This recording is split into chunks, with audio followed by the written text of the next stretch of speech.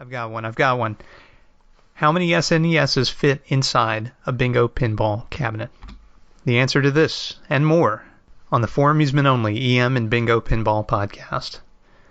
You're listening to the SNES Podcast with Greg and George.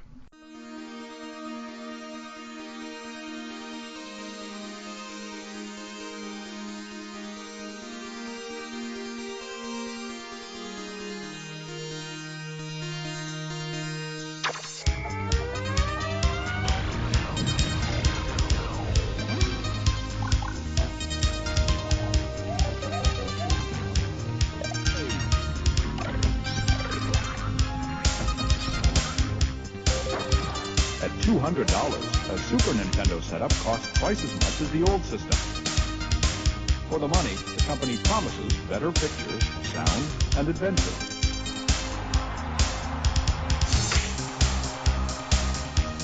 Now you're playing with power, superpower. You're the king, I tell you! The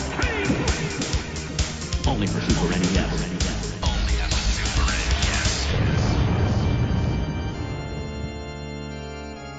You're listening to the SNES Podcast with your hosts, Soul Blazer and George.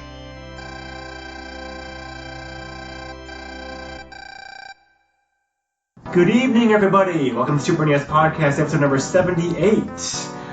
We are again coming to you live tonight with a special episode and special people. With me, as always, is my regular co-host, George. Is that your final answer? Yes, it's my very final answer, because you're the final co-host, hopefully. Okay. I just mean like you're the third co-host on the show, so I hope you stick around for a while. You're the last co-host. You're not going anywhere. Not everyone get body or not, so... Dead or alive, you'll still be here.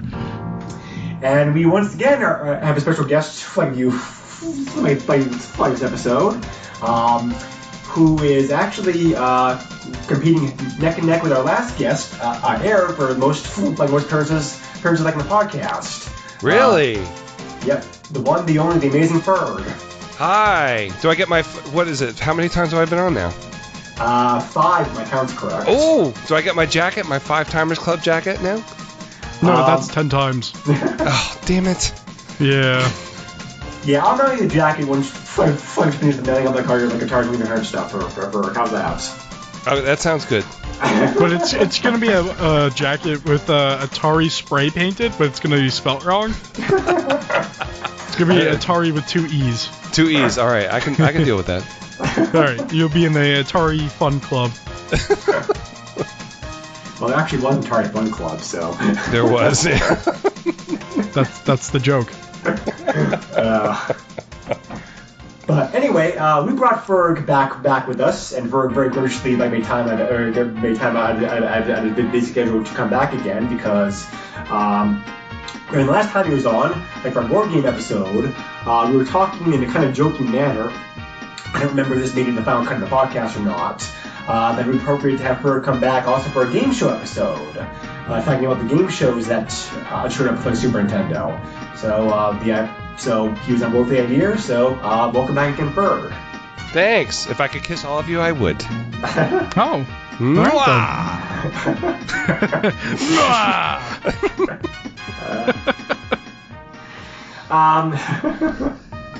So, yeah, I don't know what to say to that, so just moving on. So, compared to some other systems, especially the Nintendo, the Super Nintendo only had 3 video game related game shows made for it. Because in the NES, you also could find not only versions of for example, not only could you find versions of these game shows, you also found games based upon some now defunct game shows like Password Anticipation, and other stuff. So the 3 game shows that did come out on the Super NES during its lifetime was, ironically enough, still the game shows that are around today: Family Feud, Jeopardy, and Wheel of Fortune.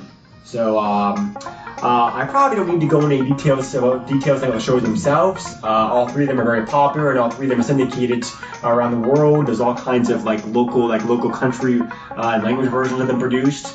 By the way, if you guys ever want a good laugh, check out YouTube. Check out YouTube sometime. Some of the foreign versions I like these shows. I think it's hilarious. I saw a real funny one where Tom Hanks got stuck in the laundry bag. Or What? dry cleaning bag. Huh? What? Yeah, Jeopardy. Okay. That truck disapproves. So anyway, so it's pretty safe to assume that you know how these games are played, like no matter where in the world that you are, because in fact they are like worldwide game shows. So, so anyway, let's talk a little bit about our history, and own experiences like the games, like the game shows themselves. As a kid, I was a big game show fan. I mean, like, there were a bunch of syndicated shows on when I got home from school. They were on during weeknights, that kind of stuff. So I watched like all of them all the time. And Family Feud these days syndicate now during the day, so I don't watch it. But I still watch Jeopardy! Wheel of Fortune like pretty religiously, like at night, because like it's still I still really enjoy like both shows. I had only ever played Family Feud in the Super NES before in the past. I have some history of that I'll talk about here like later on. But what about you, George? What's your history? I don't really have a history. Okay, so have you watched these shows in the past? Like, do you enjoy them? I've watched. Oh, jeez. I watched Wheel of Fortune maybe a few times. Jeopardy was like maybe once. And then I don't think we really ever had Family Feud on until like recently, to be honest. So I think I had history with Wheel of Fortune just because there was a PlayStation game, really. Oh yeah. But that's not really saying too much. Yeah. Well, these games, because they are popular casual games that turn up pretty much almost every system out there. So we'll talk about later on. So. Right. But and you had no history playing the Super NES version like these games beforehand, right? Nope. Okay. Ferg, how about you? All right, well, let me put my lap blanket on before I start talking about this stuff. All right. Let's do this. So when I was a kid, I don't know why my parents let me watch Match Game at night, but they did. And Richard Dawson was one of the panelists. Yeah, he was one of the panelists on that show, and then he wasn't on there, and I was really sad. But then I found out that he went to daytime with Family Feud, and I started watching that, and I absolutely loved Family Feud. I don't know if you guys remember. I think my favorite moment of Family Feud was they used to have celebrity ones. They have people from TV shows on. Right, and yep. I don't know if they still do that now, but there was a TV show called Angie, and it was a woman called Deborah Lee Scott was on there, and she played like a really ditzy character on the show. And she got in the final segment. She went first, and she got all the money on her own, which was really awesome. And it was like the first time I realized smart that people are pretty good at playing. Yeah, but you didn't play a smart person on the show, and that kind of confused me for being a 7 or 8 year old kid or whatever. Right. But then I think Family Feud was first, and then Wheel of Fortune. And I watched that when Chuck Woolery was on it, so that's why I mentioned the lap blanket. Yeah, because I don't think you guys were born yet when Chuck Woolery was on it. Were you? No, I think maybe you were like 2 or something, Greg, when that came out. And well, then if Greg Jeopardy was 2, I was negative whatever. You negative 30 or something. Right. But then Jeopardy came back, I think, in '84, I want to say, because it was on the 60s. And we were really excited about that. I remember it used to come on at 4 o'clock in the afternoon, and we'd run home from school and watch it. And then later on, when I got married, it was on at 7:30 with Wheel of Fortune, like you said, Greg. We used to watch that every night. But I think I got out of Family Feud by then. Because I think I watched a little bit of the Ray Combs era, but not very much. But I haven't watched really any of it in a long, long time. And I guess we'll get into it, but I was kind of confused by the first part of the Family Feud game. Because I never played it before, or the Wheel of Fortune. I had the Jeopardy. I played that. I think Sarah bought that for me for Christmas one year because, like I said, we watched Jeopardy every night. So, right. And I played it quite a bit back then. I haven't played it in a long time until this podcast. So, thanks for that. I kind of like how Family Feud is not like Jeopardy, where Jeopardy is just like you need to know all these weird things and stuff. Like, it's like 5 things you'll find in the dark in your house. Yeah. Mm-hmm. So it's like, it's more for people who have quick wits and stuff like that. Yeah. Yeah, Jeopardy had to be exact. Family Feud, you do not have to be exact. Right. Correct. That too. Yeah. Yep. Plus also the fact that, as you point out, for Family Feud has changed quite a bit between when this game was made and how it is now. Whereas Jeopardy, Jeopardy and Wheel pretty much still operate by the same rules. So we'll get into that. But they, what about Super NES versions of these games? Have you played any in the past? Just the Jeopardy, not the other two. All right. Well, all three of these games were developed by different companies, but they're all published by the same company, GameTech, who we talked about recently also being the publisher of like the Pinball Dreams during the pinball episode that Nick was on here for. They were predominantly known for doing this kind of stuff, game show games, but they also did some educational stuff and also some offbeat stuff like Pinball Dreams. As a publishing company, and they published game show games for all platforms and all systems throughout the 90s, because they went bankrupt back in 1998. So, just in random order, I thought we would talk about these games in order that they were released on Super NES, which brings us to Wheel of Fortune first. That one came out first and got released on Super NES in September of 1992, and it was developed by Magitech Design. The name may not be familiar, but the games they did certainly should be, because Magitech had its origins with Magitech had its origins of some other big companies like in Britain at the time, because they were a British-based company. They were around 1989, 1992, so not very long, just 3 years. And they mostly did work for Atari, Gremlin Graphics, Electronic Arts. Some of the games that they also published on their watch was a lot of Jaguar games. Buzzing and Fractured Fairy Tales. Oh boy. Raiden, Evolution Dino Dudes, iWar, Tempest 2000, was theirs. Oh, that's So a few other games also. They also, speaking about video games, speaking about game show games, they also developed American Gladiators. Oh wow. Huh. Yeah. So, which is actually a pretty good NES game, though. I always like that. But so anyway, Rio was the only game show game that out of the three that Magitech developed. Why they did it and not the other company, I'm not sure, but that's what they did. So Ferg was talking a little bit about some of this history of Wheel of Fortune. The show has actually only had predominantly 3 hosts during its lifetime. Because it originally started back in 1975. Which when Chuck Woolery was the original host, and Chuck Woolery left in 1981. Played by Pat Sajak, who's still the host today. Yep. So I was 5 when he left for Ferg. So wow. So I may kind of remember him if I see him in action, but yeah. So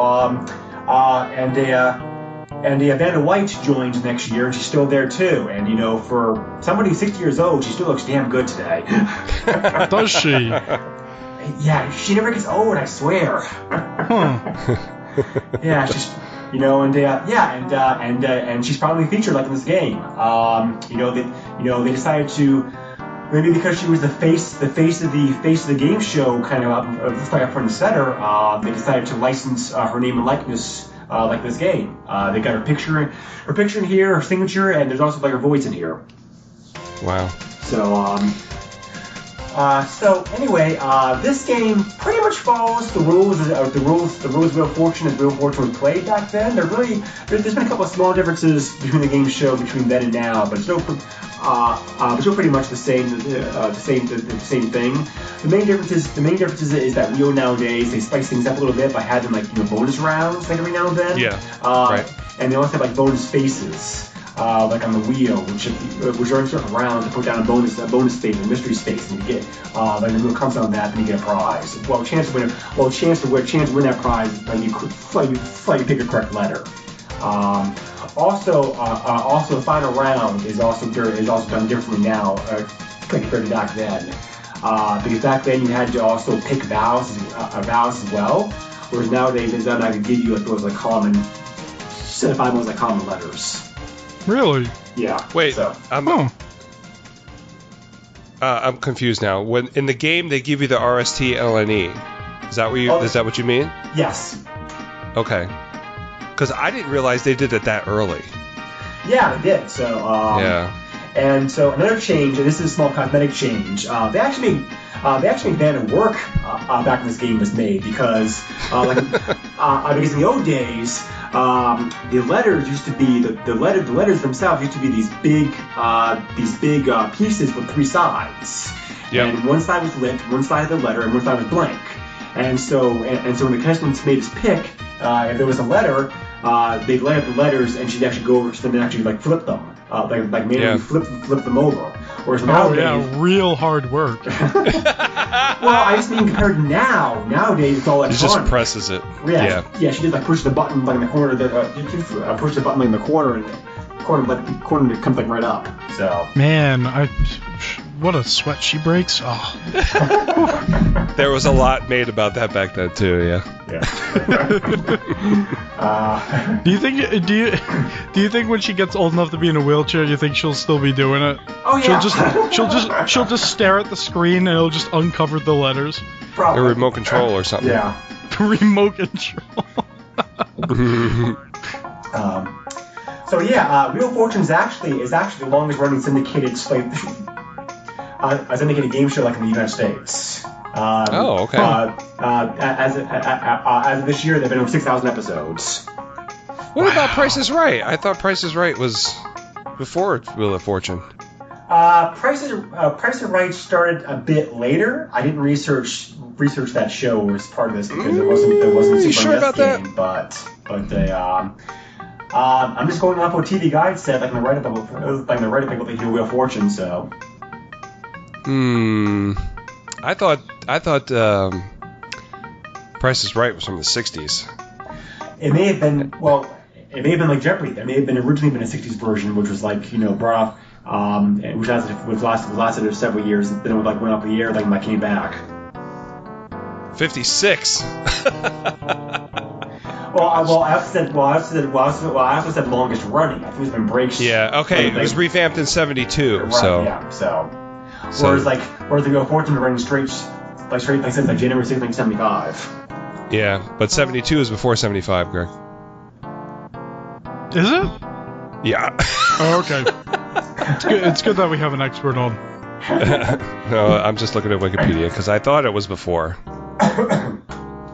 Okay, well, TV Guide's wrong then, but... yeah, TV Guide. Stick it to him. You called him out, Ferg. Yeah. School. Yeah. So let's get into the game show spirit here by asking Ferg a question. Okay. Test his knowledge. True or false? Atari's inner version of Wheel of Fortune was planned. It was true.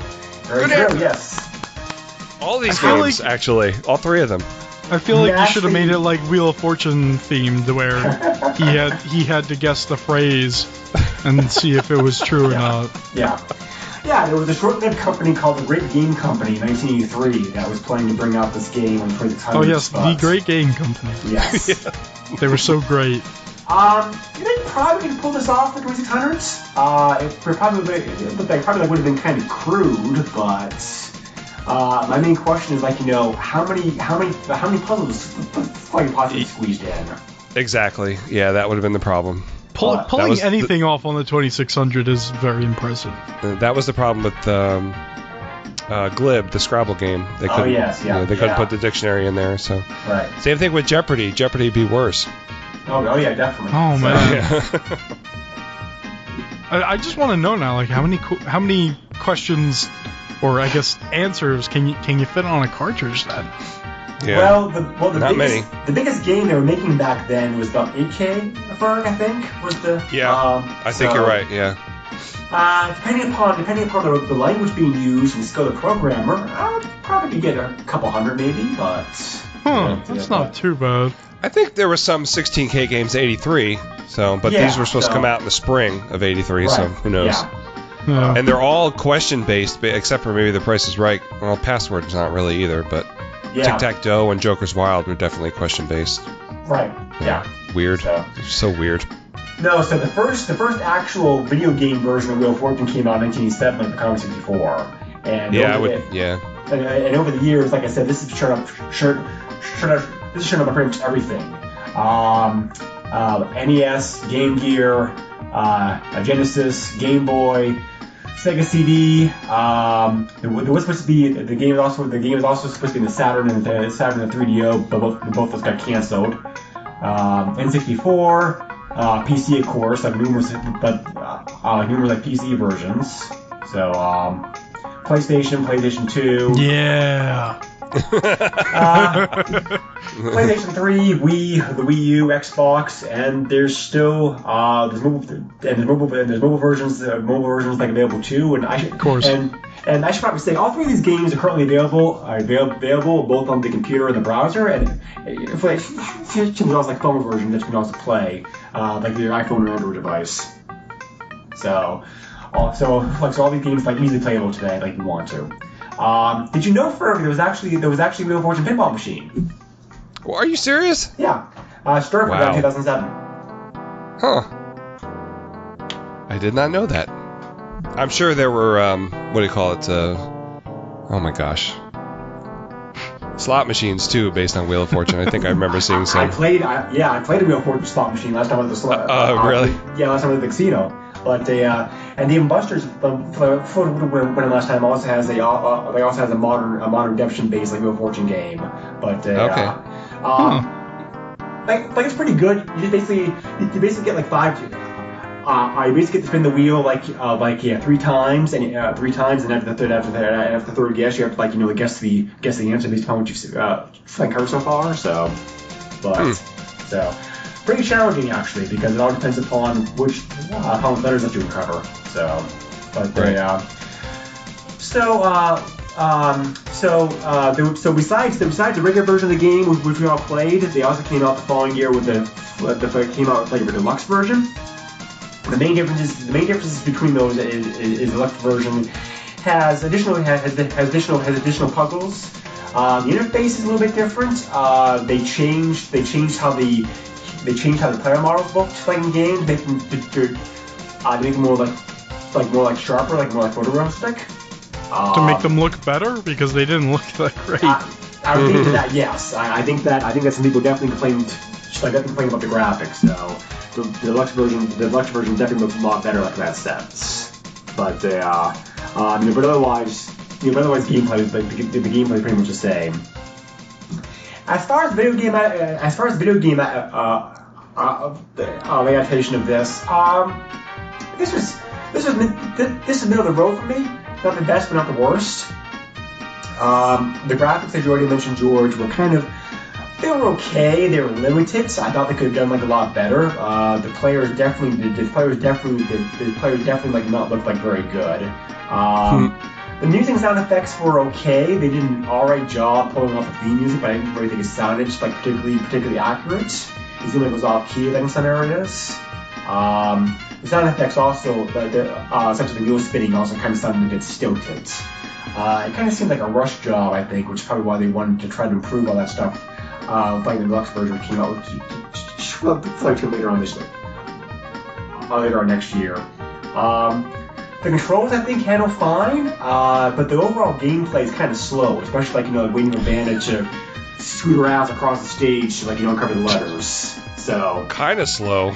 Yeah. Yeah, I know, right? The theme song was. Go ahead, George. Go ahead. You go first. I was just gonna say. I think I can't tell, or I can't decide which is the bigger problem: her being slow, or trying to type things out and it's just a linear keyboard. Ooh. Yeah. That doesn't wrap around. Yeah. Oh man. I mean, I think you could push start to finish that up, which is a nice little shortcut to have. Yeah. But other than that, ooh. It's not as bad in this game though as in Jeopardy though, so I'll give it that much. I think Jeopardy's was slightly better. Well, we will get to that pretty soon here. So, but I know it wraps around in Jeopardy. Yeah. I think I didn't understand the power screen, because it didn't seem like it didn't seem like it really did spun anything any differently. Yeah. Yeah. And then you go back to this after you roll, after you spin it, and then you get something. You get to the clapping screen, which is pointless, and you can press the button, but it lasts the same amount of time because you have to hear that clapping sound fade out. It's annoying. Yeah. Yeah, I mean, sound effects from... Yeah, sorry. Sorry. Oh go yeah, ahead. and the wheel looks like garbage. It does. It's all right. It's No, not it's the not. best, but it's a wheel. It's a wheel. I think they spent too much on the Vanna sound clips and the picture at the end of all the stuff you can buy. I guess they still have that in the '92. All the stuff you could buy at the end of the okay. Yeah. And they had that. What was that sound they used for the wheel clicking? It sounded so stupid. That's why I said it didn't sound Like somebody it didn't knocking sound on a accurate. table or something. Yeah. Wheel of Fortune, yay! Someone's at the door. Wheel of Fortune. I hated this game. I can tell. I think my favorite part is when you land on one of the bigger payouts and your character just makes this weird, stupid happy face. Oh yeah. And then how about the people not clapping for themselves? Have you ever seen a person on Wheel of Fortune not clapping for themselves while the wheel is True. like, come on. For sure they're gonna yes. clap. Yeah. Did you guys play against the computer players at all? Yes, they're very good. What? I had one. Well, they're good for regular gameplay, but when it comes to actually trying to solve the puzzle, left to like fall apart. Oh, I had one that solved the puzzle correctly, and then one that guessed the same non-word, I think 2 or 3 times in a row. Oh boy. So here's the thing about this game. The beginning menu to start it up is not very... It doesn't explain things well. So I accidentally started a full CPU game by accident. So that was interesting. I mean, I quickly figured out I wasn't playing, but I looked at it a little bit and I was just like, this is dumb. Yeah. It's like YouTube before YouTube existed. You can do that Monopoly too. Monopoly? Yeah, Monopoly, right. I think I would like to play a different version of the game. I just not like this version of the game. Yeah, no, it was... It's playable, but it's not the best. It really isn't. Yeah. Yeah, I'll agree with that. The deluxe version definitely solved some of those. Definitely solved some of the shortcomings that we were complaining about. But yeah, the graphics, sound effects are a bit better. Okay. There's a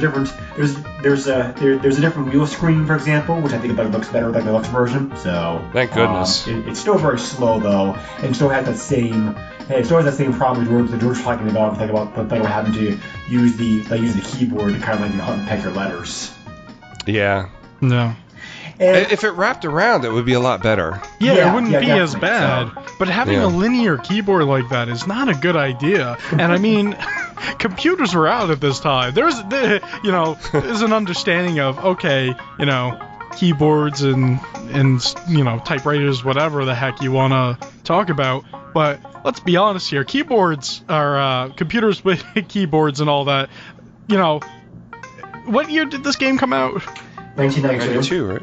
And they made a single file keyboard in the game. Yeah. Not and I think the worst was when you'd pick a letter, but you could still land on that empty spot. Oh yes. Yes. I hit that many times because it did move pretty fast, but sometimes it was hard to control. Wait, so I made sure that I hit a letter. Like, what happens if you hit that blank space? I don't think anything happens, but it's just a pain in the... Could you imagine you hit that blank space? It's like, sorry, the blank space is not in here. Could you imagine? That'd be terrible. You lost your money because you guessed blank space. Yeah. Yeah. And I thought it was cool having the voice samples in here, but I don't think the voice samples sounded quite as good as it did in other games. Her voice sounded a bit tinny. Yeah, it wasn't that clear. Yeah. Yeah. I definitely heard better. I've definitely heard better speech like in these Super NES games. So, Oh yeah. I think this kind of shows why the company that developed it was only around for like 3 years. It really does. It's like really does kind of have kind of a rush job feel to it. Yeah. Yeah. Maybe that was the problem. But yeah, so as far as actual fun though, I think I put the one a bit on the back. Not the best, not the worst. I mean, it's fine for what it is. I really don't think there's any reason to play this version now, especially with so many other better versions of the game out there. But PlayStation. Yeah. We can cover that later on. So I don't really want to, George. Sure. But yeah. Any other final thoughts about Wii before we move on? You could probably not play it and still be good. True. Very true. So let's move on to the next game that came out, which is Jeopardy. Jeopardy, Yep, baby. Jeopardy got released in December 1992, and this game was developed by Imagineering. So. Oh, okay. Yeah, I was gonna say, Furry probably recognizes this company. Yeah. They were the in-house studio of Absolute Entertainment. Yeah. So, and Absolute, of course, was founded by former Activision people. As a matter of Glen fact, Rock, New Jersey, right? Yep. And Yeah. And as a matter of fact, the executive producer on both Family Feud and on Jeopardy was your old friend for the podcast, Dan Kitchen. Oh, okay. So, Imagineering was around from 1988 until 1988 until 1992, when they were actually voted back in Absolute. Some pretty good games on the track record. They did the Commando, Double Dragon, and the Card Warriors ports, ports 2600s. Yep. Ooh. They also developed a lot of NES games, some better than others. Stealth ATF, Destination Earthstar, Ghostbusters 2, Attack the Killer Tomatoes, all three Simpsons games. Oh. You're not selling them, Greg. Stay away. Fire bad. Did they do Super Pitfall too? No, they did not. That was a different company. Thank goodness. But they did develop My Golf, like 2600 Verg. Oh, okay, that's right. Yeah. Which was a Asteroid only release, I think. I think that came out. I believe so. Yeah. HES over there. Yeah. Oh, Right. now I have the Super Pitfall music stuck in my head, and that's a terrible thing. Sorry.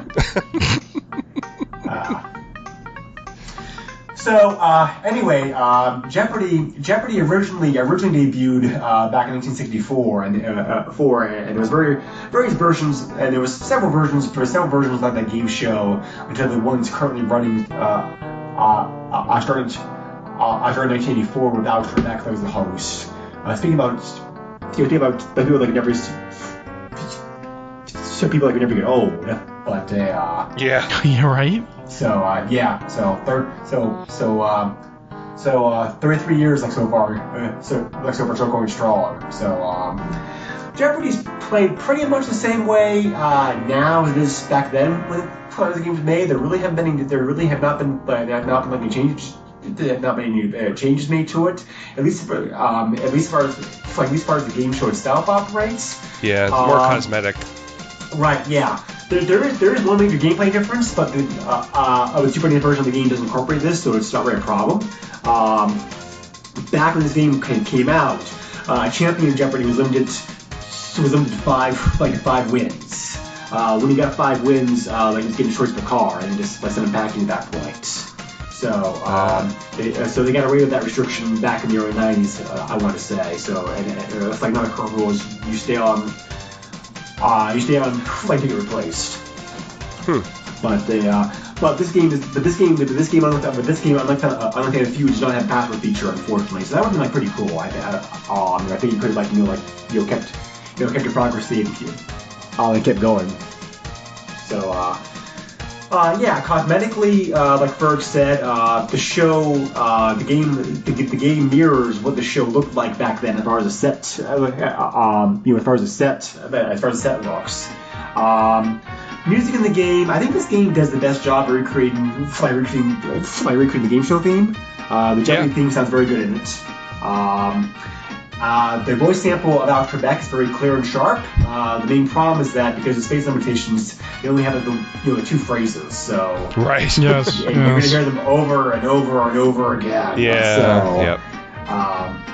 And every time you're gonna go select something or whatever, like it shows his face, and it's like really creepy because the way that like his eyebrows move and everything, it's like, oh, stop, stop looking at me like that. I had forgotten about that before I played it. Yeah. So this game was my least favorite to play, mostly just because of the fact that I really don't like the method of trying to input your answers. I found it to be very slow and clunky. It worked better than Wheel of Fortune. I guess. First of all, the selector wrapped around. Yeah, that's true. It's got that going for it at least. So. Yeah, I think I like this better than Wheel of Fortune for input, but Sarah did say it's like this would be a lot better with a keyboard. So if you have it on a computer, the computer version of this game rocked. You should just use the keyboard to put your answers in, and it was like much quicker. So the categories also I think suffer from the fact that they're kind of dated. I mean the current events. The current events then are obviously not current events now, so it's like trying to and some of the answers are very abstract. But yes, I also had a problem with the AI. Spelling checks were okay. There were a couple of cases like with the AI was able to determine what I wanted if I spelled the word wrong, but I wanted 2 letters. But you can't make it. But in other cases, you have to be very precise as we're trying to put in like for an answer. To make the computer recognize it. Yeah, that was a pain sometimes because a lot of times. Did you guys ever run out of time entering a letter? I ran out of time once. Yeah. I did not. Yeah. So. Wait, was I the only one that did it? I guess not. Wow. Huh. There was one, I think the category was San Francisco. The weird thing about the categories is that I guess they're taking into consideration what they look like when the whole board is displayed, so they have to use abbreviations. But then when it's the full screen, they still use the abbreviations, so I'm not sure. That was a little weird. That's a problem. But there was one, it was San Francisco, and then something about the Tony Bennett song, I Left My Heart Here, or whatever, and the answer was San Francisco. I didn't understand that if the category was San Francisco, why would they have a question in there where the answer was San Francisco? It's like Celebrity Jeopardy on Saturday Night Live or something. Yeah, right? Oh, man. Yeah, it's strange. I never ran into that, but this game also unfortunately had the deluxe edition that came out for it a year later, where they kind of again added some additional puzzles. They fixed that problem you're talking about for with like the full screen versus the shorthand version. So you actually, okay, good. And the text also I think is a bit easier to read, like a deluxe version. Did they remove the whole Alex Trebek looking at you creepily thing? No, unfortunately not. It's just so weird. It is kind of creepy, yeah. Because it's a different thing if, you're playing on some newer hardware and he's like a 3D rendered thing and he's looking at you weird. That's kind of laughable, but this thing is like, it's like a picture of him, but like a lower resolution picture of him, and his eyebrows are moving. It's just, it's like, it feels like it's like a weird puppet looking at you. It's like, oh. Yeah. He waggles his eyebrows like Piston Honda does. Yeah. There was also a sports edition version of this game also made the Super NES. So the Super NES got 3 versions of this game all together. I wouldn't have been able to answer any of those questions. No, I didn't. Yeah, especially now. Well, I'm trying to play the 1992 Sports Edition. Jeopardy, for some reason, has always branched out into kind of many offshoot games for its games. For example, the NES also 3 versions of the game available on there. Regular, there was also a Kids Edition, and there was also an Anniversary Edition. So I would need the Kids Edition. Yeah. Those kids are pretty damn smart. I'm not sure if you watched the kids tournament recently, but they're Oh no. they're better than I am. That's all I can say. Okay, I need the 2-year-old edition. But I've actually tried out for Jeopardy twice. Me too. When they had like local tryouts like here in Providence, and it's not easy getting on that show because not only have to be skilled, you also have to be like it's also luck based. I don't think most people realize how difficult it is to get on there. So I'll explain the process like real quick. For the online process is a bit different, but for the actual real life events where you actually go and try out, they had to play a mock game of Jeopardy where they actually had read you a bunch of questions like you fill out the answers on a sheet of paper, and then after you're done, the judges will look at everything and score it. They invite the top 9 people to stay behind, and then they do 3 practice games where those 9 people are narrowed down to 3. The 3 winners of the practice games. But even at that point, the only thing it's done for you is to qualify you for the show. Your name still goes into a pool to be randomly selected during that season. So, it depends upon luck. It still depends upon how many new contestants do they need. Because obviously, if they have the Ken Jennings who sticks around for like forever, then the number of people being called to the show is going to be reduced. So even at that point, it's still it's still luck. So it's very, very difficult to get on that show. And when I tried out, that was during the Ken Jennings domination span anyway. So I would have been buzzsawed regardless. When was that, Greg? 19. Oh wait, no, it wasn't that old. It was about 10 years ago, like 2007. Oh, okay. So there were not people who made it on the show, and they didn't get destroyed. So I don't feel quite so bad. Right. Yeah, I think I tried out in '93 or '4, and went to Atlantic City and took a quiz, and that was as far as I got. Yeah. Wow. Well, even the quiz is difficult because the quiz draws upon a wide variety of categories. So they asked you like 25 questions, I think, and each question comes in a different category. So something like that, yeah. So really depends upon a wide range of knowledge you have to be able to do well in that. So yeah. So anyway, partly because I was spoiled by the computer versions, this version of the game was my least favorite, I think, out of the 3. Graphically it looked pretty good. I thought better than Wheel did. Music and sound effects were definitely better. The main problems, just like the main problems were what we were talking about. Limited voice files. Some of the creepy character models that were used. Again, the deluxe version improves upon the players at least, but doesn't do anything for Alex, unfortunately. My favorite player was Grandpa with an ugly Christmas sweater. Yes! I played him, and Sarah played the woman with the fro and the buck teeth. Okay. Yeah, weird characters. Yeah.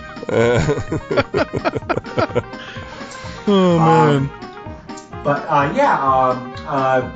The categories don't seem to repeat though. I did a number of games just randomly starting up again, just trying to see if I get things repeat again. So it's a pretty good library of puzzles they have on there at least.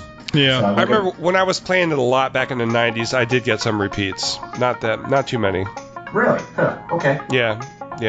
Pretty cool. So you had the longest history of this game for. What's your impression of this game then versus now? I think I liked it then because it was the only Jeopardy game I had. Obviously, now you can play. I'm sure I could go on the computer and play a better version of it. You can probably play it on your refrigerator. Yeah, probably. Yeah, like I said, browser phone versions are readily out there free. So. Yeah, I mean, it's not bad. I think for what it is, there's a lot of questions in there. I mean, like I said, there's not that many repeats that I remember, but I do remember some. But I don't know if really needed the voice if just concentrate on something else. So I don't know. Yeah, I don't agree know. with that. George, Yeah. what was your opinion? So what was your impression of this game?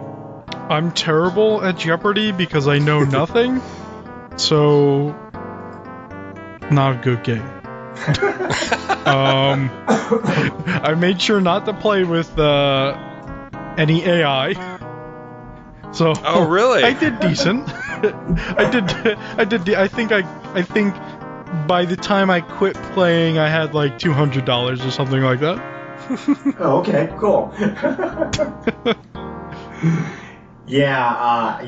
think my biggest win was like $10,000 and change. So. But, Wow, that's pretty good. Yeah. I think I remember there was a question about the Louisiana Purchase, and I got that right. And then I forget what the other thing I got right was. And then that's it.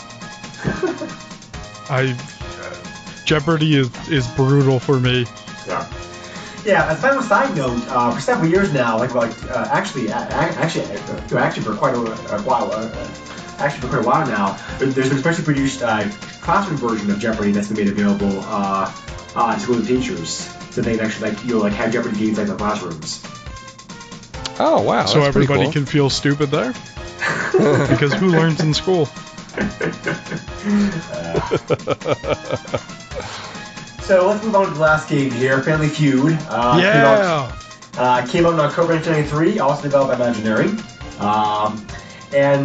This game is this has some differences between like how the game was played then versus now, because several of the rules have changed since then. Family Feud originally started back in 1976, and it's also had breaks between now and then. But the current version, since 1999, there have been a lot of guest hosts that have been on. Game show hosts that have done the show over the years. Richard Dawson, of course, was the original host, and probably the most famously known. He was replaced by Raymond Combs, who's the host whose image is used in this game, because he was the host of the game show during this time period, like when the game came out in 1993. They did not license his name or likeness though, so that's why it kind of looks like him. So they got away with that. Yeah. It's not actually. They probably didn't have the money for it. Well, also maybe it's kind of good. Well, also maybe kind of good thing they didn't, because Combs unfortunately is kind of it's kind of a tragic end to him. This came out in 1993. The show was slumping. He was replaced as host the following year, 94. The following year after that, he had a bad accident that really left him left him pretty banged up, and he committed suicide in 1996. So so pretty unfortunate. So maybe it's for the best that they don't suggest him,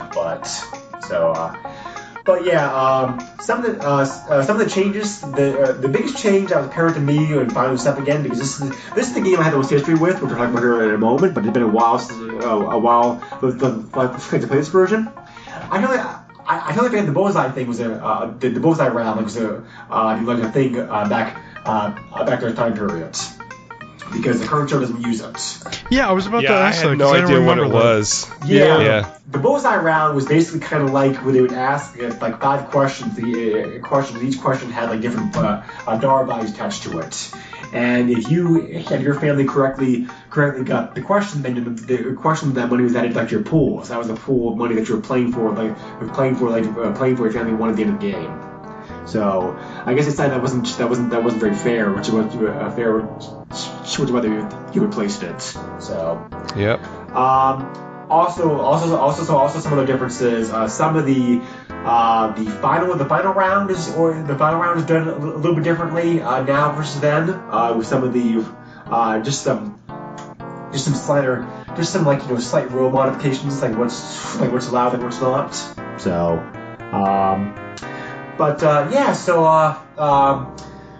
So I know the history of this game. This is a game that we were talking about this off mic. The good thing about game show games is the fact that they can be enjoyed by people who are casual gamers, or people who like video games, because they have a very universal appeal to them. And during college, this is a game I played on a regular basis with some friends of mine, because even though they were gamers, they like Family Feud, and this is a game that they could understand. So this is one that we played on a regular basis. But and I think this is a great. The game's fine. The single for this game, I think is the strongest. I think this game is the strongest multiplayer game. Yeah, I would agree think with that. so. Yeah. It's only 2 people, I suppose, the other versions, but of course, That makes sense. Yeah, so each person's like a person like from the family. This game I think is the best, has the best rendition like the theme music. It sounds very good. You know what you could do? You can hand off the controller to somebody when it goes to a different family member. You can get it if you want to. If you have that many people, that's a party there. It is, yeah. Let's all play I was just Family thinking that Feud too. on the Super Nintendo. Yeah. Well, I think the version plays the best for numerous reasons. Because, like I said, the music sound effects are very good. The graphics also are very good in this game. It's definitely everything's pretty sharp, sharp, and you can read things very easily. It's very breezy. I think selecting your answers. I swear the cursor moves the fastest in this game. I don't know if that's just a trick in my mind or what. The keyboard is great. Yes. Yeah, I think that's what it is, because you can go up and down, left and right, and wraps around and all kinds of stuff. So I do recommend turning off that entering response music, because that drives me nuts after a while. But, yes, it does. Yes. I do like the option in this game though. The game has some good options. You turn that music on or off. You can have the bonus round on or off. There's a couple of things you can do to it also. The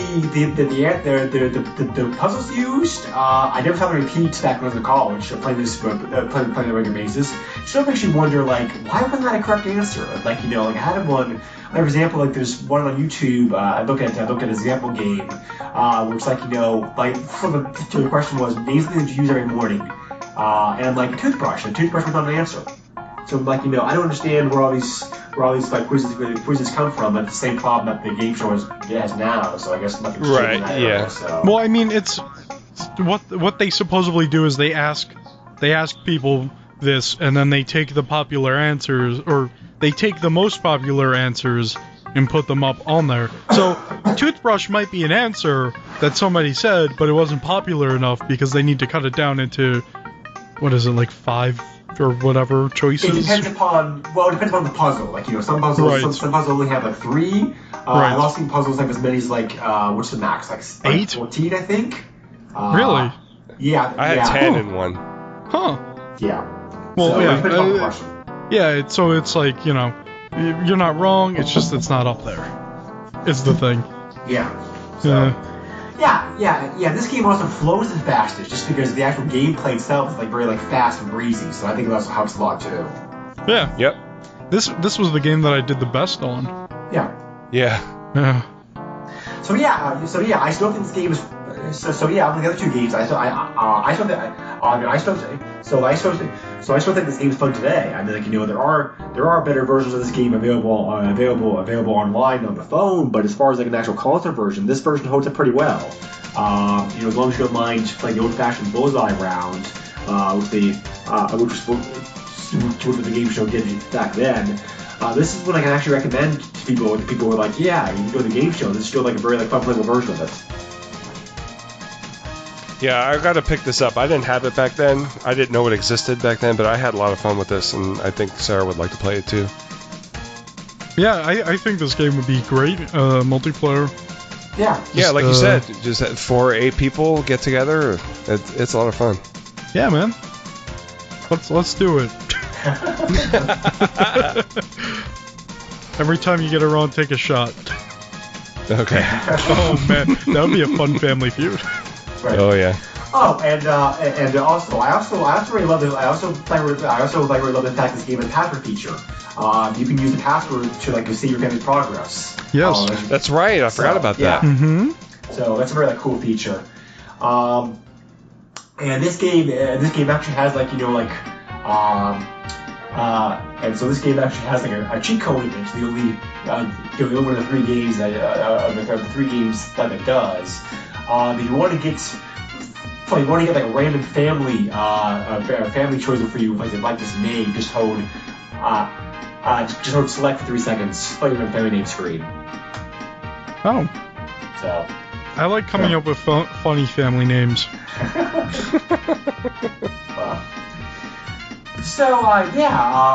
guys have any final thoughts about Family Feud? I think we all pretty much can agree this is the best of the three, huh? Oh, Definitely. totally, yeah. Man, countless times I've gotten the number one answer on there. So I think I'm really good at Family Feud and not so good at Jeopardy. So there's this game even manages to mirror that effect in the actual game show. Like, when you make your pick a response, like you hit the button to select it. It actually the same thing the game show does. It pauses for a couple of seconds, to get that anticipation of is it right? Is it all there? Right. Maybe it shows you the answer. So it's that's pretty cool. Definitely some attention to detail that was paid to making this. Well, because I think that this company, as we already said, was has some experience game show. I'm sorry, has some experienced programmers back on the staff, so it kind of shows. Yeah. But, these games are pretty cheap to get. No surprise, right? There's really not too much demand. Too much demand. Like 25-year-old versions of game show games. So, but there's plenty of copies available. Family Feud, 93 copies listed, 32 copies recently sold. Jeopardy, 140 copies listed, 59 recently sold. Wii, 155 copies listed, 53 recently sold.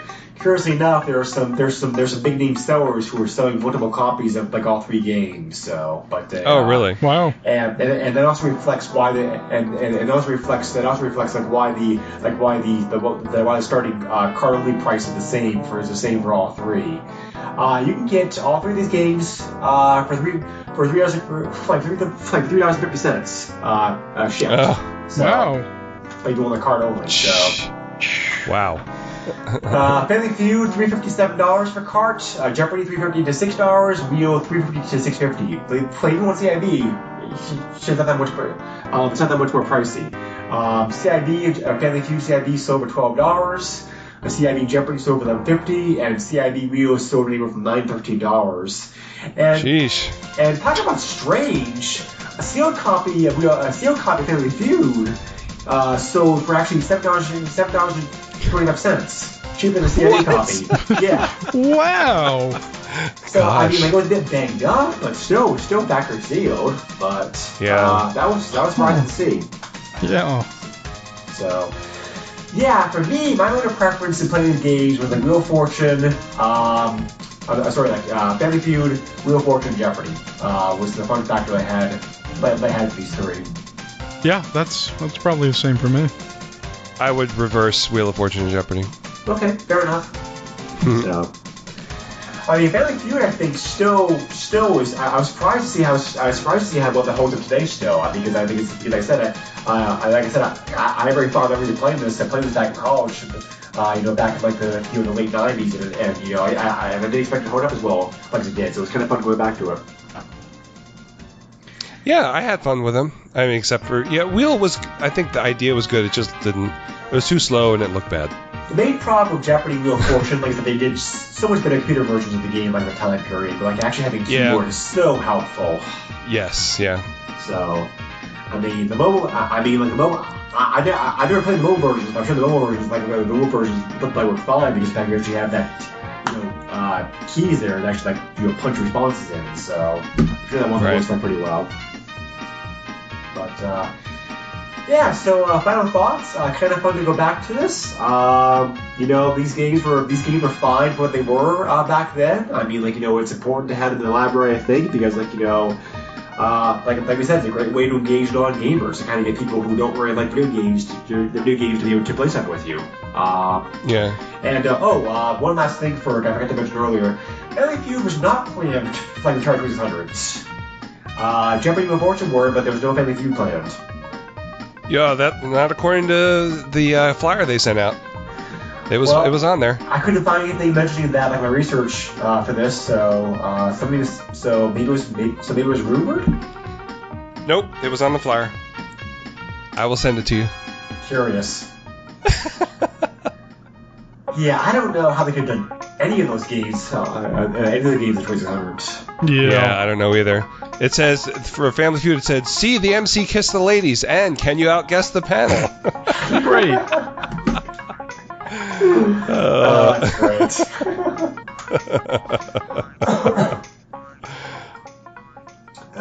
Okay. Anyway, so okay, got it, Ferg. Thanks. Yeah. Any last thoughts like with these games? Thank you guys. George, we'll start with you. Family Feud is fun. Yes, it is. Family Feud is fun. I do like Jeopardy too. I want to try the deluxe Jeopardy Wheel of Fortune 2? though. No, we were covering the first game. The first game. Yeah. I want to try the deluxe Wheel of Fortune. I'm surprised it didn't come up when I was looking for the. Do we say ROM on this podcast? Sure. Yes, that's fine. I have the complete ROM set, and I found it in my folder. Okay. Yeah. I'll have to look for it again. But Please let me know how those players look. the deluxe versions of the game definitely do offer some improvements. I just figured it's probably easiest just stick the original versions because all those versions did really just pretty much graphic improvements and some additional puzzles. But certainly not worth playing the same game twice. So yeah. But Ferg, I think, what about you? Any final thoughts, or have we already covered it for you? Yeah, I think I covered it. Okay. I'm good. That's a soundbite going to be to use for other podcasts, for sure. Survey said! You are the weakest link. Wait, no, wrong thing. Goodbye. That was a fun game to play, actually, but I had the PC version of that. It's amazing how some of those game shows come and go so quickly. Yeah. They do. But, just a like example when I was a kid, your Partial Luck was a favorite of mine. Yes, no whammies. Yeah, I really like that game. Yeah, but that game was so scripted. Wasn't there that one guy? Yes, there's a famous story about that. Yep. Yeah. Well, he wasn't in on it with them. He was trying to. He figured it out. He sat in what was it like? Did he live in a trailer or something and he figured something it out? That. Yeah. He watched it for hours a day. He memorized the pattern. It's like he came on the show and pulled it off. Yeah. So you actually they only aired that episode once because of that, and they actually was so long they actually had to cut it 2 episodes. So, wow. Yeah. But you can find that on YouTube. YouTube, look for it. The guy really had a tragic life. He got involved. He got involved in those scams. I think he died of cancer a number of years later. Wow. So. Oh really? Okay. There's very good articles online. I've written about this, which you find easily. So. This is a depressing episode. Yeah, unfortunately, but it happens sometimes. I mean, maybe we should just stay away from game shows. That's what that's telling us. Well, game shows can be boom or bust. I mean, you've heard horror stories about people winning a lot of money or big prizes on those things, and then not being able to pay taxes on them. So just having to you're having to sell them off. So. It's like winning the lottery when you come in to sell the money if you're not ready for it, and you're really it'll mess you up. But and of course taxes take 40% of the top when they're at the top anyway. So right. But, anyway, Ferg needs to get right into the podcast here, so we're gonna wrap this up. All right.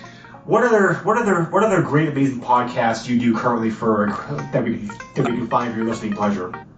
I do the Atari 2600 Game by Game podcast. Woo! I do Please Stand By, thank you, and I do Atari Visions, which is the one I'll be recording tonight. Cool beans. Okay. Yeah. And George and I also do the PlayStation Power podcast together. Woo! And it's dirty. It's not family friendly, yes. Yeah, we don't take showers on that podcast. Dirty, dirty, dirty boys. You like it. I think compared to some other podcasts, though, we do a pretty good job. Of the swear to don't swear word ratio. So I don't know about that. But, That's because of me. What are the podcasts that you also work on, George? I also do Master System Masterpieces, where we cover Master System games. And that's fun. Yes. Yep, good episode came out recently, so... Hey, thank you. But, so if you have any questions, comments, suggestions, etc., you can find us on our Facebook page. We very much appreciate it. If you want to, you can also email me directly to the SNES podcast at yahoo.com. We are a proud member of both Throwback Network and Retro Junkies. You can find a whole bunch of other retro-themed gaming and non-gaming podcasts, including wrestling podcasts, and like podcasts based on like 80s like TV shows. Woo. That's right. Yep. Ferg got the one I'm referring to. Yeah. So next time we are taking a break from guests in the podcast. There are more guests coming in the podcast planned for future episodes. So don't have to worry about that. But George and I are going to be looking at a listener suggested game actually. It's something that we would have covered eventually, I'm sure, but because it's a very interesting game to talk about. But we decided to bump it up somewhere in the rotation. What game are we looking at next time, George? I don't know. What are we looking at? I can't tell if you're being serious or if you're playing just like going fast without me, because either one's possible. I can't either. We're going to cover Super NES Port of Doom. Which is an interesting port, so I'm sure George and I are going to have a lot to say about it. Yes. So, anyway, we very much appreciate you listening to the podcast. Thank you all for your support. And further, thank you again for taking time on your busy day to join us. Thank you very much, and I'll be back in 2 months for Final Fantasy Mystic Quest. Oh, no. No, we've already covered that one, thank God, but...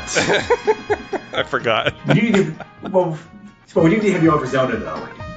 Yeah, eventually I'll get back to play that, yeah. Yeah, we're going to, like, George, like grab George kicking and screaming on. It's only, like one of the best... 10 video games ever made. I mean, it's not important at all, right? I don't. Right. I don't really oppose, but it's not my kind of game. Did you guys do Micro Machines already? No, we have not actually. Okay, we'll Is do that that a one bad first. game?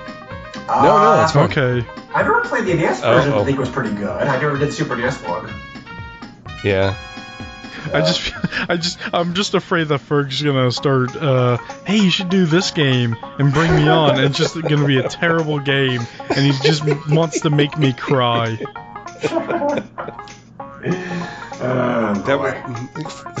Final Fantasy Mystic Quest is the only one I could think of off the top of my head. So. Yeah, that one would probably make me cry. Yeah. Well, if you want my opinions on it, just listen to the podcast episode about it, but I don't... Right. But I really don't think it's that bad. But, yeah, I don't either. I liked it. But, anyway... Sorry, George? I just, Okay. Fair enough. It's definitely not the worst game out there. No, I mean, like, it's made for kids. I mean, you have to keep it in mind. And just, like, take it as a kid's game is fine. So, But, I mean, there are a lot of kids out there that beat Final Fantasy 6, 3, whatever you want to call it. I mean... Whatever. Let's not talk about this at the end of the podcast. It's made for 40-year-olds who haven't played an RPG all the way through yet. That's what it's Oh, that makes a lot of sense now. for. Yeah. Let me finish on a high note. Let me finish this podcast. This podcast's a high note. Then the soundtrack of the game is amazing. Like, it's a great soundtrack. Yes, it is. So it's like at the very least, go listen to the music because it has better music. It has better music. Like these games did, that's for sure. So, anyway, George, yeah, I'll be okay. Ferg, well, George too. But this is my last episode. Goodbye. Thank you guys again for podcasting. Always appreciate it, and we'll talk to you soon. Bye. Take care. Bye. Nintendo controls 80%. We're going on the count of 3 then. But no matter how Once that truck outside quiets down. Okay. definitely have come a long way. Quiet truck. Because that truck sounds like a motorcycle or something. I don't know what it is. It's making noise though. Is a truck in your hallway? No. That would be very scary. Might as well be though. Like how close to it is, but Yeah, As right. well be. Well, that's beauty. Well, city, well, city living. I mean, like, the house is like right down the street. Gotcha. So, all right, try this again. The Super NES was more unique, like it only had like 3 games. Man, somebody's trying to ruin this recording. Yeah. Sorry I about was that. trying not to laugh, but then you laughed. And, woo! Yeah, I can't do much about that, I'm afraid. Sorry. Yeah, no, I don't. It's not your fault. Yeah, way to be stoic though. I would have lost it. Yeah, yep, I would have laughed too. Sorry, Or I'll try not something. to laugh next time somebody revs No, up. it's over all there. right. It's funny when you laugh. I mean, Yeah. I'm not saying that you have a funny laugh. It's just How me. am I funny? Do I amuse you? Am I funny how? Like, haha, funny, or Yeah, Ferg usually leaves as like annoying noise, like Whoa. outtakes, like the end of the podcast, like for our listening pleasure. So that's pretty cool. It's usually just a train that I get because it's like 3 o'clock in the morning when I'm recording, so there's no cars. Yeah. yeah. Well, there's cars here on this road 3 o'clock in the morning, in the summertime anyway, so it doesn't really matter. Yeah. Oh, there it is again. And there's another one. Yeah. Same guy probably, but This is a great episode. so anyway, try this again. Those 3 games that came on the system during its lifetime was.